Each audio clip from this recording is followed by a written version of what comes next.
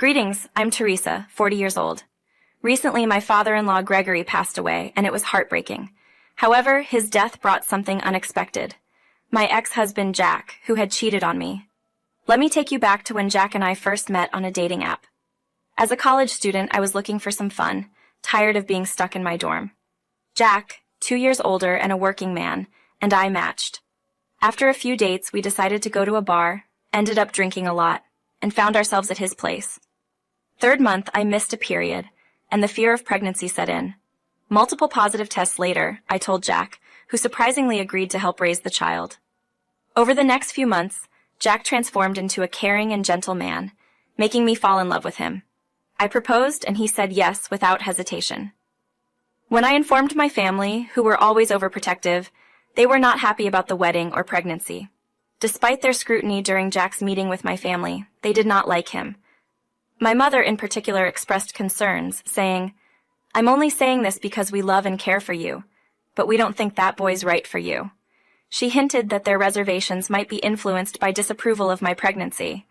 Of course, we're not exactly excited that you're expecting a baby at the age of 17. Goodness gracious.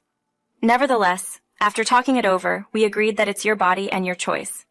We won't meddle with your pregnancy, but we're worried that this guy might not be the best match for you. I'm grateful for your support during the pregnancy.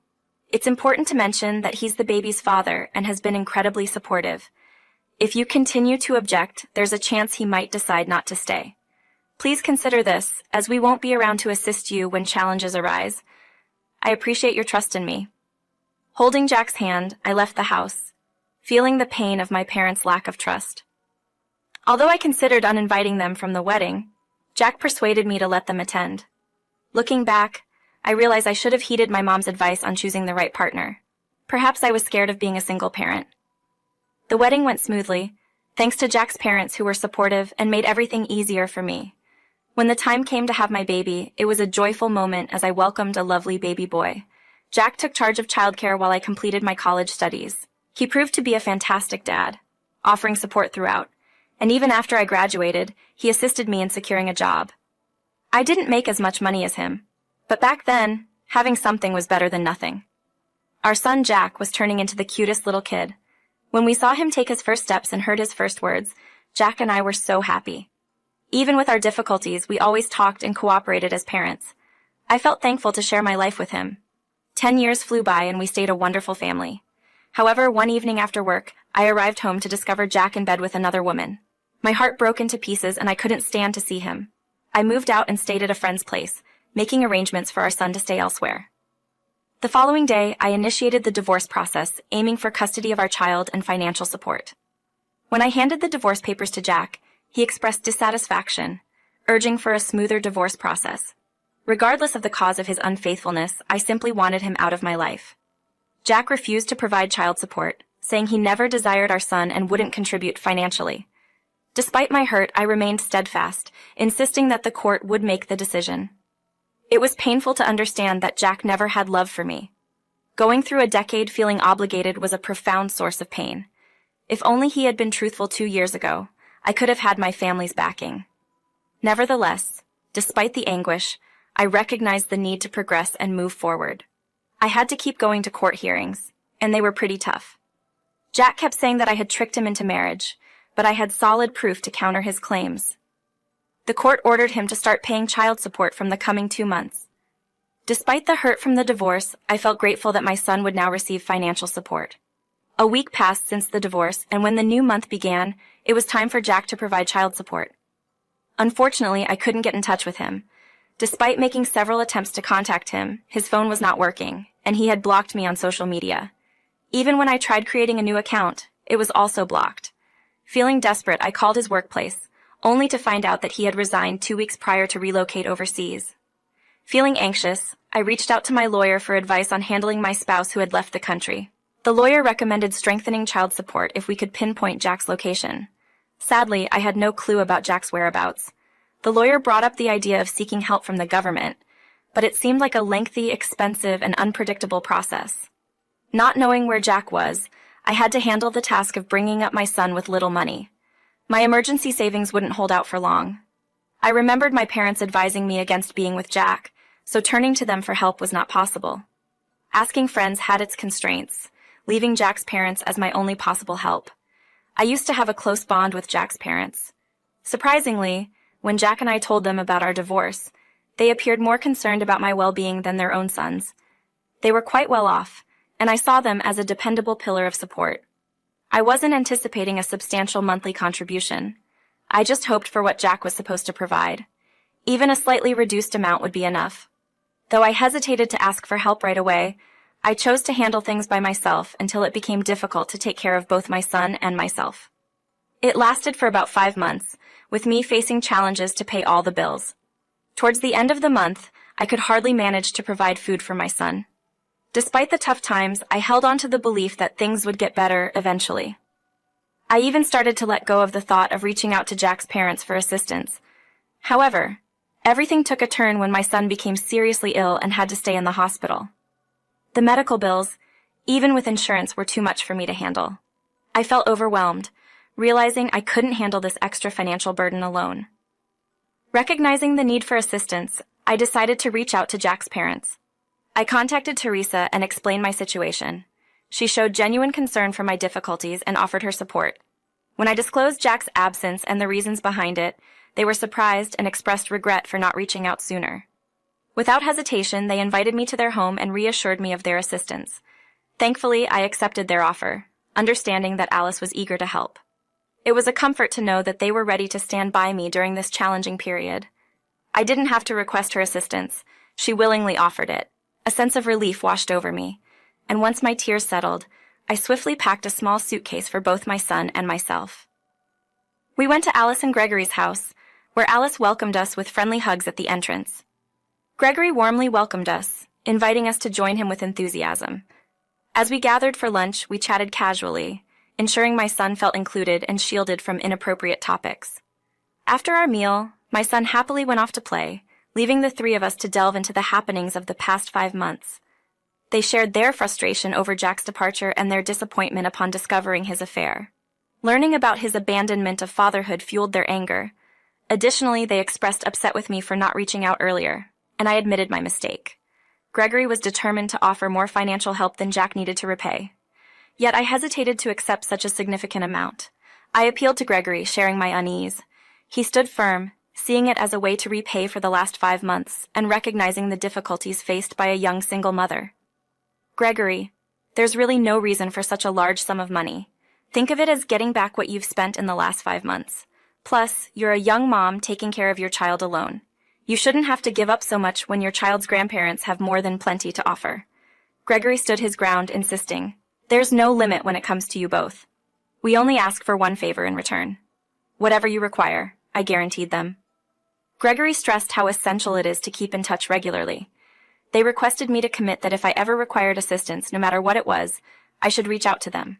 I gladly gave my word, and they comforted me, saying, "We don't want either of you facing difficulties. Thank you for joining us. We're really happy to be more connected with our grandchildren. Things have been going well lately, and I've come to understand the importance of having enough money.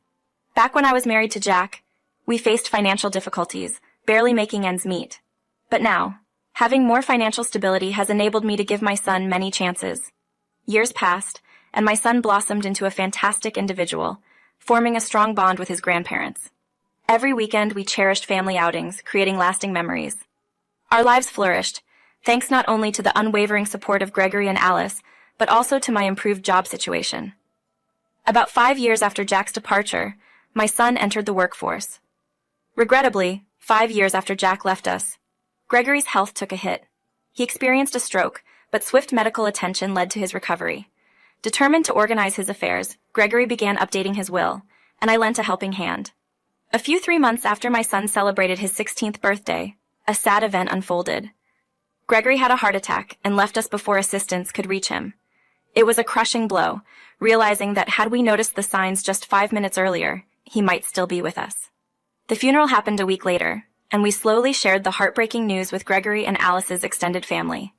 Alice was profoundly impacted, prompting my son and me to handle nearly everything. We gladly took on the responsibility, considering it the least we could do. The funeral was a serious event, attended by a significant number of people. It was consoling to witness the heartfelt expressions of love for Gregory, and seeing Alice smile again after reconnecting with her dear ones was uplifting. While my son and I were mostly unknown to those in attendance, we appreciated the encouragement and affection that enveloped us throughout this challenging period. A week afterwards, we all met up at Alice's house to go through Gregory's will. I don't know how Jack got wind of it, but he showed up unexpectedly at the front door. I was the one who answered, and seeing him there made my stomach drop. At that instant, a flood of emotions hit me. Anger, frustration, shock, and disbelief. My feelings took over, and I couldn't find the words to say anything. Jack barely noticed me as he walked past and went into the house. After collecting myself, I closed the door firmly and quickly approached him. In the living room, Alice gasped in surprise when she saw Jack standing there, appearing unaffected, while Alice looked pale. I decided to address the situation, asking, "Why are you here? Last I heard, they're no longer your in-laws. It's not your concern. You're the one who left, broke ties with your parents, and now you're showing up for your inheritance? That's even more troubling." Jack responded, "Fine, I'm here to claim what's rightfully mine. But seriously, you disappeared for the last 8 years, leaving me to raise our kid on my own. You didn't even bother to check on your folks, and now you're only back for the inheritance. What's going on with you?" I countered, "Why worry about me? I'm still getting my rightful share, and your words won't change that. By the way, Mom, can I see the will?" Jack strongly asserted, "What about the stuff Dad said he'd leave for me? He promised I'd get half of everything he owns. I just want to check if he actually did that and when I can expect to receive it." After examining the will, I found that Jack wasn't mentioned in it at all. Gregory chose to communicate through a letter. Jack's reaction to this information was one of frustration, and I couldn't help but feel a certain level of contentment as I observed his indifferent expression transform into anger. I was well aware of the contents of that letter. I assisted Gregory in crafting a letter that conveyed his feelings of letdown and frustration with Jack. In the message, Gregory shared his dedication to shaping Jack into a more virtuous individual, highlighting the importance of loyalty and accountability. He also detailed the support he provided to me and my son after Jack departed. He explained that he wanted to split his belongings into 3 portions for Jack, Alice, and our son. However, since Jack wasn't there, he planned to allocate Jack's share for us and give the remaining part to a charity supporting single mothers. As I observed Jack's growing irritation, I struggled to hold back a chuckle. Jack's face turned red, showing his frustration. I found it amusing that he thought he would inherit something from his dad, Gregory. Gregory, a principled man, made sure everyone took responsibility for their actions, and he had dealt with Jack's mistakes appropriately. It felt a bit discouraging to find out that Gregory changed his will because he understood Jack so well, anticipating that Jack would come back only for the inheritance. When Jack came towards me in anger, blaming me for talking to Gregory, I assured him that I hadn't influenced Gregory's choices. I emphasized that Jack was accountable for his own deeds, and Gregory deliberately left him out of the will. Despite Jack's threat to challenge his father's will, I stood my ground, maintaining that I had no part in those choices. "I will rightfully get what belongs to me. Feel free to proceed. I have solid proof that you broke court rules by leaving the country. I also have evidence that Gregory used money from your inheritance share to support his child. If you decide to oppose me, you could incur fines or, even worse, land in jail. Jack, please keep quiet. If you're done, I politely request you to leave. You've taken everything from me, but it's your own actions. Depart or I'll get the police involved. Dealing with Gregory's loss is already hard for us, and you're treating him as if he's just an ATM isn't making it any easier. Please leave." After that, Jack left, shouting offensive words as he walked away. Alice seemed ready to argue with him, but I was able to soothe her. Thankfully, my son wasn't with us today. I don't think he would have handled Jack's behavior as calmly. I'm not sure what happened to Jack after that, and honestly, I'm not concerned. The legacy Gregory left for my son is significant, sufficient to cover his college expenses without relying on loans. I'm grateful for Gregory's forward thinking. After my son starts college, Alice and I are considering a brief getaway, just the 2 of us. We've faced challenges together, and we feel it's time to enjoy a moment of joy. Things are starting to take a positive turn in our lives. Upon learning about Jack's betrayal, I never expected my life to go in this direction. Yet here I am. Keep in mind, even if you try to find ways around things, the outcomes will eventually catch up to you, even if it's after a long time. Be kind, do good for those around you, and you'll experience the joy that life can bring.